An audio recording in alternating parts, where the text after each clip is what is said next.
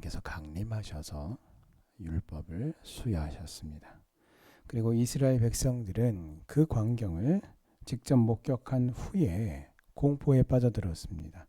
자, 왜냐하면 하나님의 그 임재와 함께 더불어서 초자연적인 현상들이 나타났고 그것을 목격했기 때문입니다. 자, 그것은 곧 우레와 천둥소리와 번개와 나팔소리와 산의 연기를 본 것입니다. 자, 그래서 백성들은 두려워하면서 멀리 서서 모세에게 중보자가 되어 주기를 요청을 했습니다. 자, 이에 모세는 하나님께서 강림하신 이유와 의미를 설명하면서 백성들을 진정시킵니다. 자, 후에 백성들은 여전히 멀리 섰고 모세만 하나님 앞으로 나아갑니다. 자, 올 여름에요. 그 장마 기간 중에 제가 비가 내리는 그 교회 마당에서 우산을 쓰고 서 있었던 적이 있었습니다. 자, 그런데 갑자기 번개가 번쩍 하더니 천둥 소리가 곧바로 이어서 막 귀를 찢을 듯이 막 크게 울리더라고요. 그러니까 워낙에 막 그 폭우가 갑자기 쏟아지면서 번개가 쳤는데 여기 바로 근처에서 번개가 치는 겁니다. 아주 긴장을 했습니다. 우산을 쓰고 있었거든요. 그래서 설마 벼락이 떨어지지는 않겠지. 근데 굉장히 하도 가까운 곳에서 번개가 치고 천둥이 울리니까 걱정이 되더라고요.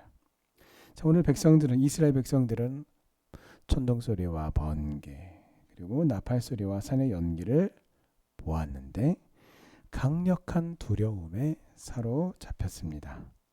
그렇다면 이 이스라엘 백성들이 단순히 낭뢰에 맞을까 두려워했던 것일까요?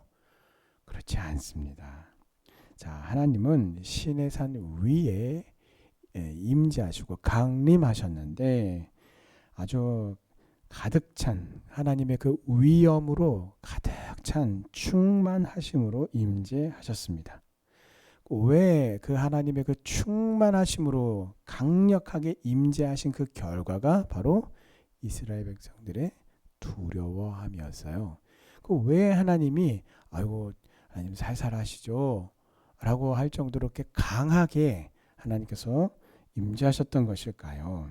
그것은 바로 율법에 대한 율법을 주시고 그 하나님이 주시는 그 율법을 이스라엘 백성들로 하여금 지키게 하고자 하는 강력한 의지를 담고 있는 것입니다.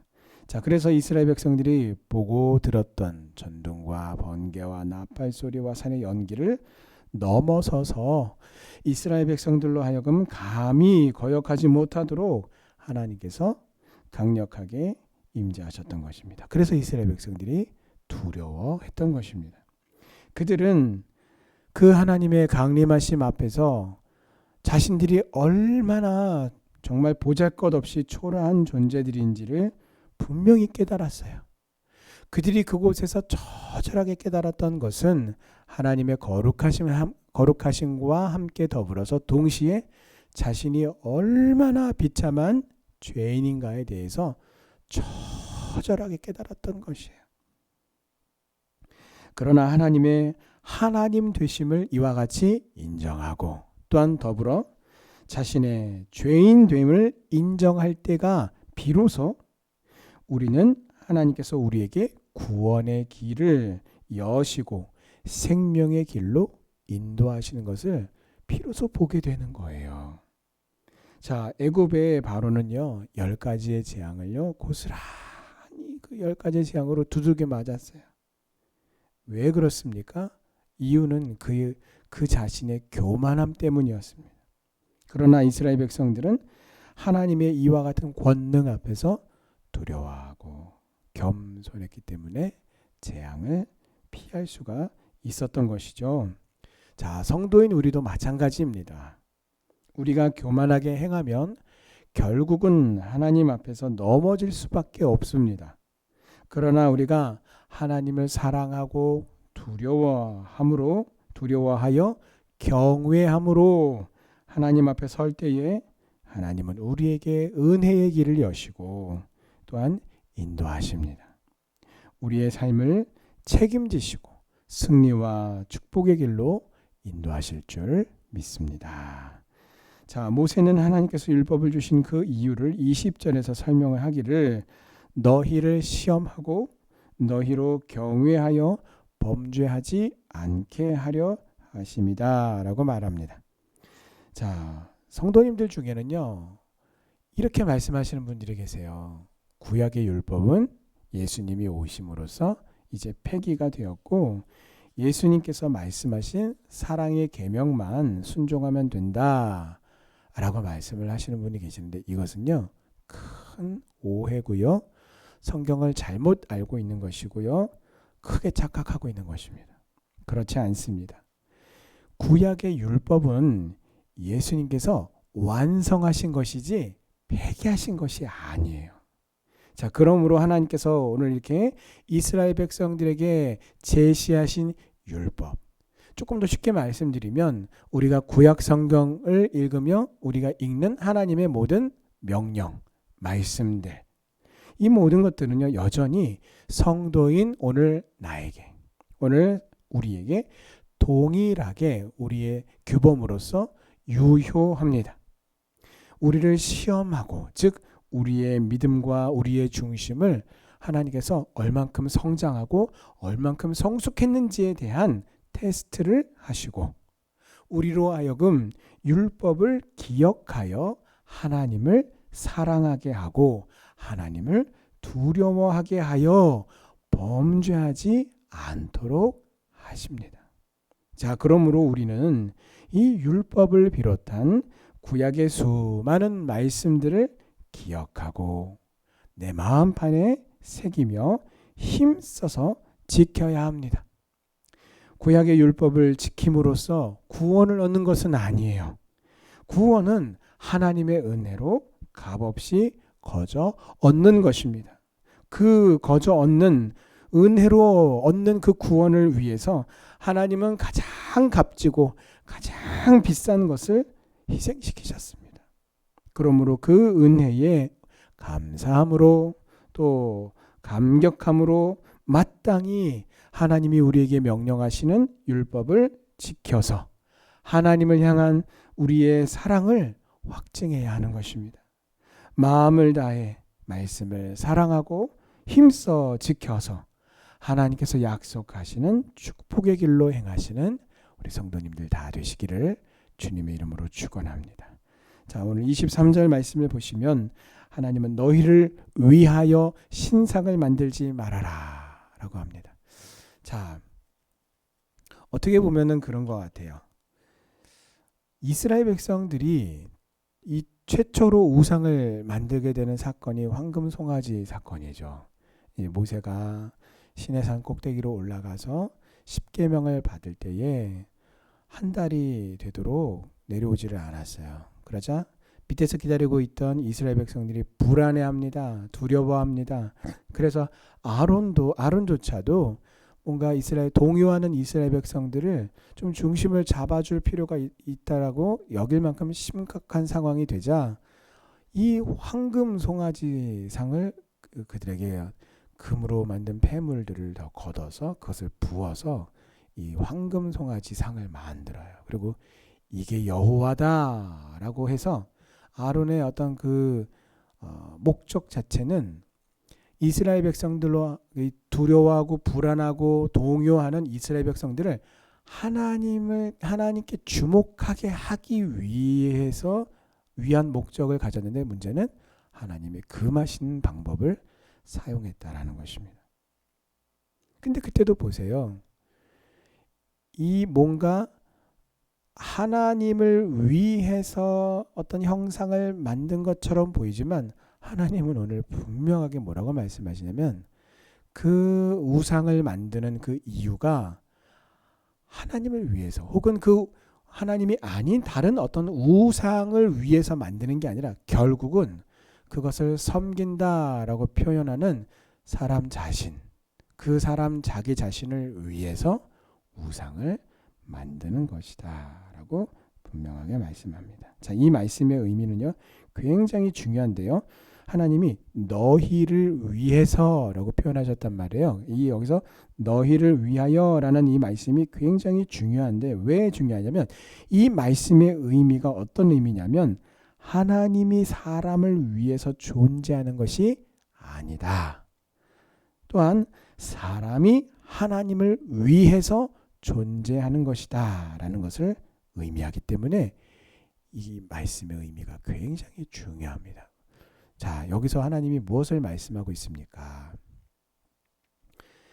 모세 시대 때나 하나님께서 십계명과 율법을 주셨던 그 이전 시대 때나 출애굽 시대 때나 2024년 어제 참 정말 하나님의 은혜에 감사하고 감격스러운 날이었어요. 어제 예배를 다 마치고서 집에 가서 유튜브를 틀어놓고 어제 서울에서 있었던 연합 기도에 함께 이렇게 보면서 함께 기도를 이렇게 함께 기도하고 속으로 또 저도 기도 따라하고 함께 찬양하고 모든 믿음의 백성들이 한 자리에 모여서 하나님을 예배하고 경배하고 기도하고 찬양하는 그 모습이 너무나 감사하고 너무나 감격스러웠어요. 근데 여러분, 하나님이 무엇을 말씀하시냐면 그렇게 모세 시대 때나 2024년의 때나 모두가 동일하게 하나님을 믿는다라고 말하지만 여전히 자기 중심적인 신앙생활을 하는 사람이 있는가 하면 하나님을 위해서 하나님 중심적으로 신앙생활을 하는 사람들이 이렇게 구분이 되고 하나님은 그것을 구별하여서 보신다라는 거예요. 오늘 과연 나는 참 예수를 믿고 직분을 받고 신앙생활을 한 지가 신앙의 연조가 오래되지만 정말 나는 하나님 보시기에 오늘 하나님께서 이렇게 23절에서 말씀하시는 것처럼 정말 나를 위해서 하나님이 존재한다라고 말하는 자기 중심적인 신앙생활을 하고 있는지 아니면 정말 내가 하나님의 나라와 영광을 위해서 부름받았다라고 하는 하나님 중심, 예수 그리스도 중심으로 내 인생이 온전히 그 말씀에 승복하는 하나님 중심의 신앙생활을 하고 있는지. 여러분 그걸 어떻게 알 수 있냐면요. 위기의 때에, 고난의 때에, 시험이 극심할 때에 내 중심이 하나님을 향해 어떻게 하고 있는가를 보면 금방 알 수 있습니다. 금방 알 수 있어요. 사람이 은이나 금으로 신상을 만들려고 하는 목적과 이유는 분명합니다. 그 신상을 의지하여서 자기가 보호받고 축복을 받아 누리려 하는 것입니다. 자, 그래서 우상을 섬긴다라고 사람들이 그렇게 표현하지만 엄밀히 말하면 자기 자신을 섬기기 위해서 우상과 신상을 결국은 이용하고 의지하는 것일 뿐이에요.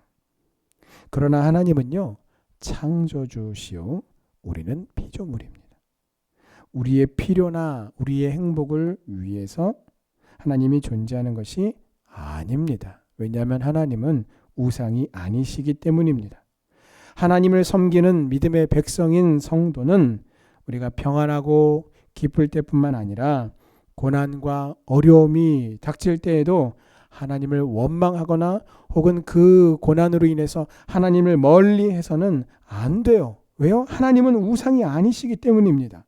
오히려 우리가 하나님을 위해서 존재한다라는 것을 잊지 마시기 바랍니다. 그러므로 모든 상황 속에서 여호와 하나님을 찬양하고 감사하십시오. 고난과 역경이 닥쳐와도 먼저 하나님의 나라와 영광을 구하는 믿음의 삶을 살기로 작정하고 하나님의 은혜와 믿음을 나에게 더해 주시기를 여러분 구할 때에 하나님은 우리에게 능히 인내하고 극복하며 승리할 믿음을 우리에게 더하시고 또 그 위에 하나님의 은혜를 더하셔서 피할 길을 내주시고 또 하나님을 온전히 섬기는 믿음의 백성답게 승리로 인도하실 줄 믿습니다. 자, 24절 이하로는요. 하나님께 제사 드릴 단을 쌓는 것에 대해서 말씀하고 있습니다. 자, 그런데 이것은 하나님께서 뭐라고 말씀하시냐면 다듬지 않은 돌로 쌓아라 라고 말씀하세요. 다듬지 않은 돌. 여러분 그 예쁘게 정갈하게 다듬은 돌, 특히 이제 이 다듬는다라고 하는 것은 이제 정과 망치를 가지고 이렇게 돌을 쳐서 깨끗하게 표면을 이렇게 아름답게 가공을 해서 돌을 쌓으면 얼마나 예쁩니까? 그런데 하나님 지금 뭐라고 말씀하시냐면 그렇게 가공하지 않은 돌로 쌓으라는 거예요. 자, 이 말씀은 무엇을 말하냐면요. 보기에 아름답고 화려한 예배가 아니라 내 마음과 내 중심을 다하는 믿음의 열정과 하나님을 사랑하는 뜨거운 마음으로 하나님을 예배할 때에 하나님이 그것을 기뻐하신다라는 거예요. 하나님이 그것을 기뻐 받으신 그 예배를, 그리고 또 그 예배하는 자를 기뻐 받으신다라는 것입니다. 그 중심에 하나님을 향한 뜨거운 열정과 사랑의 마음 없이 그저 겉으로 화려하고 큰 규모를 가지고 하나님을 예배한다면 하나님은 결코 그 예배를 받지 않으신다라는 것입니다. 그러므로 우리는요, 두 가지가 다 같이 가야 돼요. 그 중심에 하나님을 향한 뜨거운 열정과 사랑의 마음이 함께 있고, 또한 겉으로 드러나는 규모나 실력의 면에 있어서 우리는 보다 더 많은 연습을 통해서 우리의 실력을 갈고 닦고, 그래서 우리가 하나님 보시기에 우리가 더 아름다운 것으로, 더 좋은 것으로, 더 잘된 것으로, 최고의 것으로 하나님께 우리의 중심과 함께 더불어서 올려드려야 한다라는 것입니다. 구원받은 믿음의 백성에게 하나님께서 원하시는 것은 진정한 감사와 또한 온전한 헌신임을 교훈하고 있습니다. 항상 하나님께 감사하는 마음과 온전한 헌신으로, 그래서 우리의 중심과 우리의 외면으로 드러나는 이 모든 것으로서 하나님께 인정받는 성도님들 다 되시기를 주님의 이름으로 축원합니다. 아멘. 기도하시겠습니다. 하나님을 우리 삶의 주인으로 모시고 경외하는 믿음의 삶을 살기 원합니다. 오늘 말씀 붙들고 함께 기도 자리로 나가시겠습니다.